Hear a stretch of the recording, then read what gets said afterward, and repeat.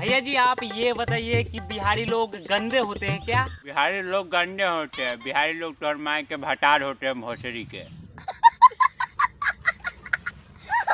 होते। बिहारी लोग तोहर माई के भटार होते भोसड़ी के।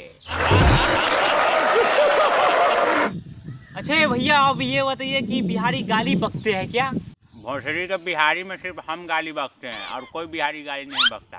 लेकिन भोसड़ी के हम तो ये भी मुझे पता है कि तुम्हारे यहाँ तो सब गान मरवाता है।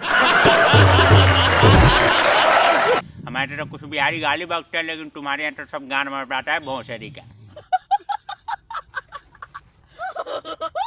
अच्छा वो सब छोड़िए और ये बताइए कि बिहारी में पैदा होके आपको कैसा लग रहा है? भोसड़ी के हमको बिहारी में पैदा होकर बहुत गर्व महसूस हो रहा है जो हम बिहार में पैदा हुए।